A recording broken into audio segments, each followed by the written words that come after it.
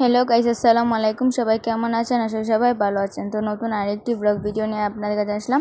তো আজকে আম্মু দুপুরে খাবারের জন্য প্রথমে ডাল রান্না করবে, যার কারণে ডাইলে যা যা লাগে সব কিছু রেডি করে রেখেছেন। তো এদিকে ডালগুলো ভালো করে ধুয়ে রেখেছেন। তারপর ডালগুলোতে দিয়ে দিলেন কাঁচামরিচ, তারপর পেঁয়াজ কুচি, মানে রসুন কুচি, মানে মশলা, এগুলো যা যা, তারপর পরিমাণ মতো রান্নার তেল।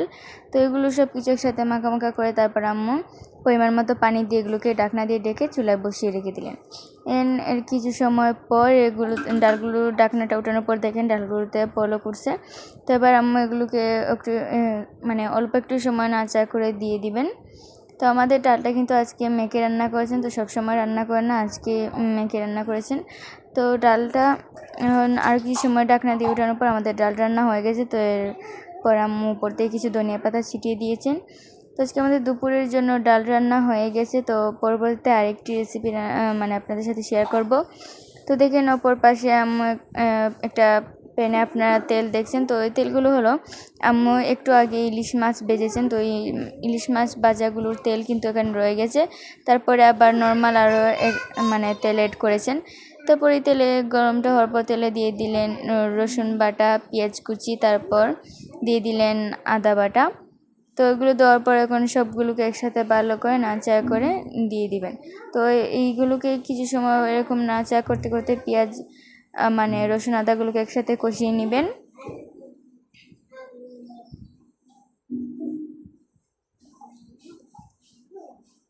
তো দেখুন আমাদের পেঁয়াজগুলো লাল লাল করে কষানো হয়ে গেছে। তো এবার আম্মু এতে দিয়ে দিবেন মশলা। তো মশলাগুলোতে আছে স্বাদ মতো লবণ, ধনিয়ার গুঁড়া, হলুদের গুঁড়া, তারপর মরিচের গুঁড়া, তারপর আম্মু দিয়ে দিলেন কাঁচামরিচ। এখানে সব কিছু একসাথে মানে পেঁয়াজের সাথে ভালো করে মাখিয়ে নিচ্ছেন লাচাড়া করে।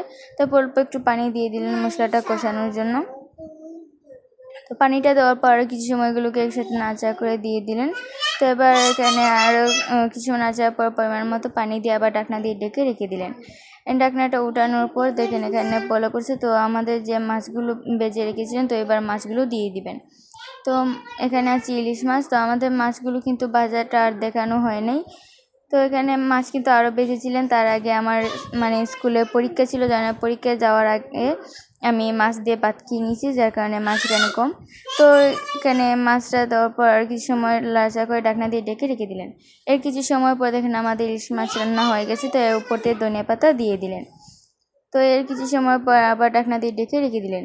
এর কিছু সময় পর ঢাকনাটা উঠিয়ে নিলেন। তো আমাদের রান্না হয়ে গেছে পুরোপুরি এখন। তো আজকে আমাদের ভিডিওটি আপনাদের কাছে কেমন লেগেছে অবশ্যই কমেন্টে জানাতে ভুলবেন না। আর আজকে এখানেই বিদায় নিচ্ছি। সবাই ভালো থাকবেন, সুস্থ থাকবেন। আল্লাহ হাফেজ।